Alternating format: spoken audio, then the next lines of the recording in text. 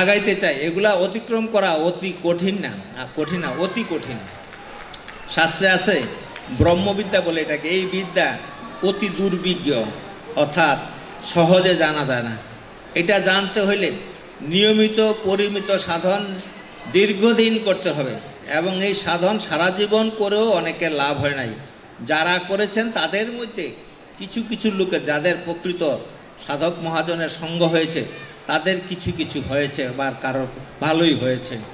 জীবনে মূলত দুর্লভ জিনিস কি আমরা সেটা বুঝি না। আসলে শাস্ত্রে আছে মনুষ্যত্ব, মুমুক্ষত্ব, মহাপুরুষ সংস্রব, এই তিনটা জিনিস জীবনে দুর্লভ।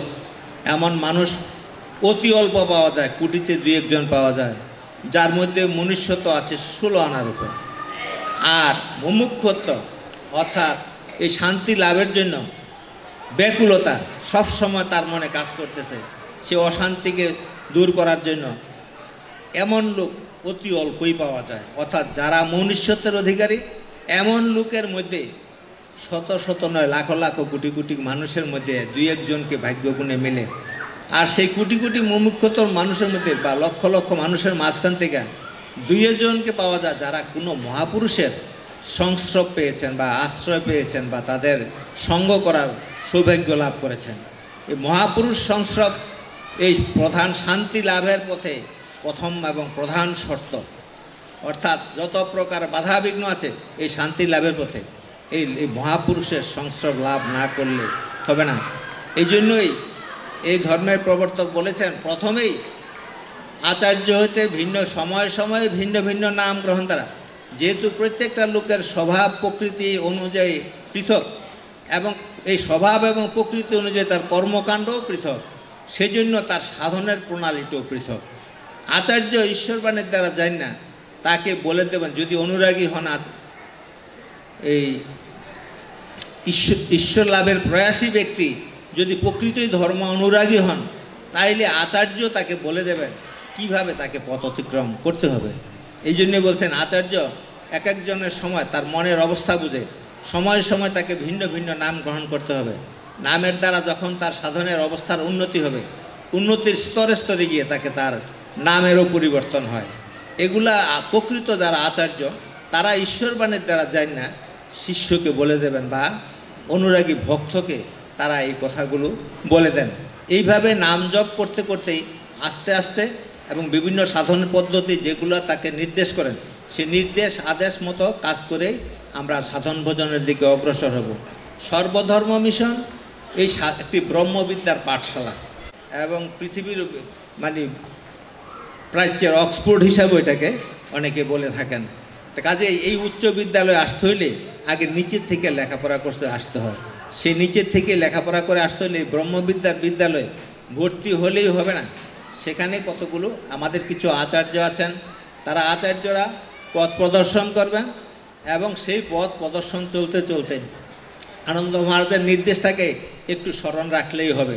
সাধুসঙ্গ গুরু পরিচয় আমরা অনেকেই বলে থাকি বা বলে থাকেন আমাদের মধ্যে অনেকেই, যে আমরা প্রকৃত আচার্য কোথায় পাবো?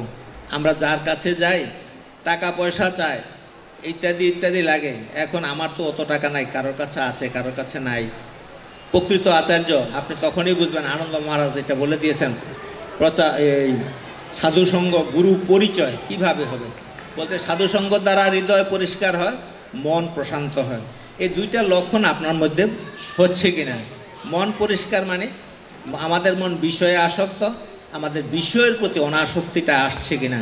যদি আসে তাইলে বুঝলেন যে এখানে আমার কিছু উন্নতি হচ্ছে। আর নাম জপ করতে বসি দেখবেন নামের মধ্যে কয়েক সেকেন্ড মনটা ধরে রাখা যায় না, উড়ে চলে যায়। যদি প্রকৃত প্রচারক ও আচার্য হইতে আপনারা নাম গ্রহণ করেন, তাইলে আপনারা দেখতে পাবেন আপনাদের মনটা আস্তে আস্তে অশান্ত মন শান্ত হচ্ছে এবং নামের মধ্যে মনটা স্থির হচ্ছে। লক্ষ্য করতে হবে যে নামের মধ্যে আমার মনটা স্থির হচ্ছে কিনা। আমার মন যতক্ষণ সংসারের বিষয়ের প্রতি ছুটে যাচ্ছে ততক্ষণ আমার মন স্থির হচ্ছে না। যদি না হয়, যে কিছুদিন চলার পরে যদি আমি এই দুইটা জায়গাতে কোনো ভালো লক্ষণ না দেখি, তাহলে বুঝতে হবে আমার প্রকৃত প্রচারও লাভ হয় নাই। সেক্ষেত্রে আবারও চেষ্টা করতে হবে সাধুসঙ্গ করে বিভিন্ন লোকের সংস্পর্শে থেকে এই জাতীয় অনুষ্ঠান বা বিভিন্ন আমাদের সর্বধর্ম মিশনে আশ্রমগুলোতে প্রতি বছর উৎসব করার বিধান আছে। এই উৎসবগুলিতে যোগদান করার কথা বলা আছে এবং এই উৎসবে যোগদান করলে উৎসবগুলি আসলে মূলত সাধু সজ্জনদের একটা সমাবেশ। সেখানে সাধুদের সমাবেশে যারা অংশগ্রহণ করবেন, আমরা দেখি আমাদের বেশিরভাগ প্রচারকরাই উৎসবের দিন গেলেও প্যান্ডেলে থাকেন না, ওনারা বিভিন্ন জায়গায় বসে বসে নাম দেন। কিন্তু এই বিধানটা গুরু মহারাজের দেখা, কর্তা মহারাজ লবচন্দ্র পালেন, উনি মিশন প্রতিষ্ঠার প্রাককালেই প্রত্যেকটা আশ্রমের জন্য স্থায়ী বিধান করে দিয়ে গেছেন উৎসবের। এই বিধানে নাম দিয়েছেন, প্যান্ডেলে যে বিধান, এটার নামই দিয়েছেন সাধন ভজন। আপনার উৎসবের কাজটা হলো, গুরু মহারাজ বলেছেন তিনটা মূল উদ্দেশ্য উৎসবের। তিনটা উদ্দেশ্য কি? ঈশ্বর প্রীতি, জগতের মঙ্গল এবং সর্বনাম প্রচার। তিনটা উদ্দেশ্য। তাহলে ঈশ্বর প্রীতি কীভাবে হবে, কিভাবে আমরা ঈশ্বরের প্রীতি লাভ করব? এই উৎসবে যোগদান করলে যেই সাধন ভজনের কার্যটা কর্তা মহারাজ লিখে দিয়েছেন, সেই সাধন ভজনের কাজটাতে যদি আমরা অংশগ্রহণ না করি এবং আমরা মিশন সভ্য যারা তাদেরকে এই জায়গাটাতে উৎসাহিত না করি, তাইলে সাধনটা হবে কিভাবে? তাহলে সাধন প্রয়াসী কাকে বলবো আমরা? যিনি সাধন প্রয়াসী তাকে বলছেন। আসলে সবাই তো সাধন চায় না। যদি সাধন চায় তাইলে একজন ধর্মপ্রাণ আচার্যকে বরণ করে নিতে হবে। এই জন্যই বলতে হয়, শাস্ত্রে আছে যে আসলে সাধন করতে হলে প্রথমেই ঈশ্বর কী জিনিস এই প্রশ্ন করার অধিকার অর্জন করতে হবে। আমি বিশ্ববিদ্যালয়ে আসা এখানে আলোচনা করলে আমি বিশ্ববিদ্যালয়ের ছাত্র হওয়ার যোগ্য হই না, ভর্তি হওয়ার যোগ্য নয়, কিন্তু এখানে আসছি বলে আমি ঢাকা বিশ্ববিদ্যালয়ের একজন প্রফেসরের যোগ্য এই কথা বলা দাবি করার সুযোগ নাই। ধর্মপ্রাণকে কী কী গুণাবলী থাকলে একটা লোককে ধর্ম প্রয়াসী বলা যায়? ধর্মের প্রয়াস এত সহজ কথা নয়। প্রথমে বললাম এই বিদ্যাটা অতি দুর্বিজ্ঞ বিদ্যা, এটা সহজে এটা লাভ করা যায় না। এই বিদ্যা লাভ করতে হলে কীভাবে আসতে হয়? আমরা দেখি মহাশূন্যে মানুষ যায়, ওখানে যাইতে হলে রকেটে উঠে গেলে দৌড় দেওয়া যাওয়া যায় না। যাওয়ার সময় রকেটটা কত রকমের চক্কর দেয়, কতভাবে ঘুরে, এটার জন্য আগে ট্রেনিং দিয়ে নিতে হয়। তখন তাকে রকেটের যাত্রী করে তারপরে পাঠায়। সেখানে সিটটার মধ্যে কয়েকবার চরকির মতো ঘুরাই একটা জায়গার মধ্যে নিয়ে তারপরে ট্রেনিং দেওয়া, যে তারপরে সে রকেটে ওঠার জন্য যদি টিকে, শত শত লোকের মাঝে দুই একজনকে টিকে, বাকি লোক টিকে না। তো কাজেই সাধন প্রয়াসী ব্যক্তি, এই যে সর্বধর্ম মিশন একটা ব্রহ্মবিদ্যার পাঠশালা বলছি, আমরা মিশনে ভর্তি হইলে সাধন প্রয়াসী হচ্ছি তা ঠিক নয়। আমরা মিশনে ভর্তি হচ্ছি অনেক লোক, আমাদের মধ্যে অনেকেই আছে আমরা মিশনের প্রচার কার্য করি, অনেক জটিল জটিল কাজকর্ম করি এবং উদ্যোগ নেই, কিন্তু আসলে সাধন করার প্রয়াসটা আমাদের মধ্যে আর জাগে না। আমরা নিয়মিত আরতি করি না, নিয়মিত উপাসনায় অংশগ্রহণ করি না, নিয়মিত আমরা নাম জপও করি না। তাইলে আমরা কিন্তু অনেকেই আমাদের মধ্যে আছেন যারা অনেক কাজে অগ্রসর হইয়া আমরা কাজ করতে চাই, কিন্তু মূলত হইল কাজটা করার হইলে, সঠিকভাবে করতে হইলে আগে আমাকে সাধন প্রয়াসী হইতে হবে। এটা যেহেতু ব্রহ্মবিদ্যার পাঠশালা, এটাই কিন্তু শুধু হাক ডাকের জায়গা নয়, এটার জায়গাটাই হলো মূলত বিষয়টা আধ্যাত্মিক বিষয় প্রচার করা। প্রচার না, শুধু আধ্যাত্মিক জীবনের আধ্যাত্মিক বিষয়টাকে যার যার প্রত্যেকের মধ্যে যাতে বিকশিত হয়, উন্নত হতে পারে, সেই জন্যই এখানে কার্য করার জন্য মিশনে ভর্তি হয়। এবং এই মিশনের প্রচার কার্যটা মূলত সম্পূর্ণরূপেই প্রচারকদের উপরে নির্ভর করে। এখানে প্রচারক সম্পর্কে কথা আছে অনেক, তারপরে সংক্ষেপে আমি একটু বলবো। সেটা হলো সর্বধর্ম মিশনের যিনি প্রচারক, তাকে কি প্রচার করবেন? এখন উনি যে প্রচারক, আমরা অনেকে বলি একজনের নাম দিয়েছেন উনি প্রচারক, আর যিনি নাম দেন না তিনি বুঝো প্রচারক না। সর্বধর্ম সেবা গ্রন্থে গুরু মহারাজ কিন্তু লিখেছেন, যিনি পত্রিকাতে এক কলম লিখেছেন সর্বধর্ম সম্পর্কে, তিনিও প্রচারক। যিনি কিছু লিখে প্রচার করেন তিনিও প্রচারক। এখন আজকে এই সম্মেলন উপলক্ষে এখান থেকে একটি ম্যাগাজিন বের হয়েছে, আমাদের বেশ কয়েকজন উৎসাহিত ছেলেপেলে কয়েকটা আর্টিকেল লিখেছে। আমার লেখা আর্টিকেলগুলো পড়ে আমার খুব ভালো লেগেছে। একটাই যে তারা এই লেখা লিখতে গিয়ে অনেক পড়েছে এবং অনেক বইয়ের কথা সেখানে উল্লেখ করেছে। আমার ধারণা হচ্ছে বইগুলো তারা পড়েই তারপরে লিখেছেন, যেহেতু কথাগুলো কুট করেছেন। এই পড়াটাই আমার কাছে সবচেয়ে উৎসাহিত বোধ হয়েছে। যদি ছেলেরা যদি এরকমভাবে কিছু লেখে, নিজেদেরকে ছোটো না মনে করে, তাইলে আমাদের ছেলেদের সামনে আগে আসতে অনেক সুবিধা হবে। এই লেখাটার মধ্যে সামান্য ভুল ত্রুটি থাকলেও তাদের যেই এই লিখতে গিয়ে যে পড়াশোনাটা করেছে, এটাতে তাদের অনুশীলনে অনেক সহায়ক হবে, উপকার হবে। এবং যারা লিখেছেন তাদের এর জন্য আমি তাদেরকে খুব এবং অত্যন্ত প্রশংসা করি এবং তারা ভবিষ্যতে আরও এরকম লেখার উৎসাহ দেখাবেন। আমাদের মধ্যে লেখার উৎসাহ নাই, যারা প্রবীণ সভ্য প্রবীণ প্রচারক তারাও লিখতে চায় না, 2 কলম লিখতে চায় না, কারণ লেখলেই পড়তে হয়। আমি যদি 2 কলম লিখতে হয় তাহলে 10 পাতার বই একটা পড়তে হয়, 15-20 পাতার একটা বই পড়তে হয়। কাজে এই পড়াটাই আমার লাভ, তাইলে মিশনের প্রচারের জন্য এটা একটা বিশেষ উপায়। এবং এই লেখার জন্য আমি তাদেরকে অবশ্যই ধন্যবাদ এবং অভিনন্দন জানাচ্ছি। তাদের লেখা আমার কাছে খুব ভালো লেগেছে। আর এই প্রচারটাতে এখানে মূলত বাহ্যিক চাকচিক্যের ভিতরেও আমরা যেন মূল উদ্দেশ্য থেকে কখনো সরে না যাই। আমাদের সর্বধর্মের বিষয়টাই মনে রাখতে হবে, এটা একটা আধ্যাত্মিক বিষয়। এটার প্রচার রেডিওতে দিলে লোকে জানলে পরে অনেকেই হয়তো আসতে চাইবে। এটা ঠিক আছে, রেডিও টিভি এবং গণমাধ্যমকে আমরা ব্যবহার করার চেষ্টা করব। এদিকে আমাদের পূর্ববর্তী উত্তরসূরিদের ভূমিকা রাখার সুযোগ কম ছিল, এখন আস্তে আস্তে ধীরে ধীরে এগুলো আসতেছে।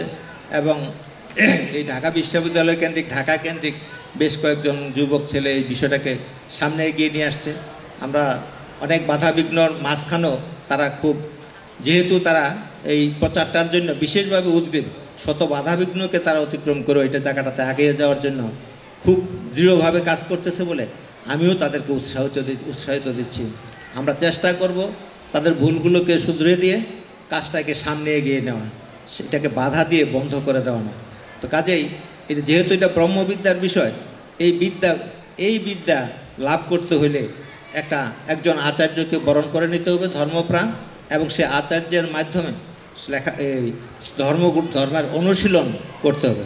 একটা জিনিস স্মরণ রাখতে হবে, ধর্মের পথে চলতে গেলে একটা সঠিক পথে অগ্রসর হতে হবে। অর্থাৎ যে কোনো পথকে আপনি অনুসরণ করেন, সেই পথটাকে সঠিকভাবে অনুসরণ করতে হবে। অন্য পথ ধরলে সাধন ভজনের ক্ষতি হওয়ার সম্ভাবনা বেশি। তার কারণ হইল এক আচার্য প্রচারক তিনি যে মত নিয়ে কাজ করে প্রচারকের কাজ করতেছেন, তার পক্ষে অন্য মত প্রচার করা সম্ভব নয়। আমরা জলে চলতে গেলে নৌকায় উঠি, কিন্তু একসঙ্গে 2 নৌকায় 2 পা দিলে যে অবস্থা হবে, আপনি যদি এক মতে থেকে আরেক মতের অনুশীলন করেন, এর চেয়ে বেশি কিছু লাভ হবে না। 2 নৌকায় পা দিলে কোনো দিন লাভ হবে না। আর আমরা একজন মনিবকে খুশি করতে পারি না, 2 জন মনিব বা 3 জন মনিবকে খুশি করার ক্ষমতা আমাদের নাই। আমাদের জীবনে গুরু বা আচার্য যাই ধরি, একজনকে ধরতে হবে। সর্বধর্ম মিশনে যারা অনুসারী, এখানে একটা প্রচার আছে, নাম জপলে রোগ ভালো হয় এবং বিভিন্ন বাধাবিঘ্নকে অতিক্রম করে আমরা সংসারে শান্তিতে থাকতে পারি। এই জন্য অন্য ধর্মের লোকেরাও আসেন সর্বধর্ম মিশনের প্রচারকদের কাছে নাম নেওয়ার জন্য। আমাদের মধ্যে অনেকেই নাম দিয়ে থাকেন তাদেরকে, এবং নাম প্রচারের জন্য। একটা কথা স্মরণ রাখতে হবে, আনন্দ মহারাজ বলেছেন মনুষ্য নির্দিষ্ট নিয়মের অধীন। নাম দিলেই যদি রোগ ভালো হয়ে যায়, তাইলে তো আর নির্দিষ্ট থাকে না মনে হয়।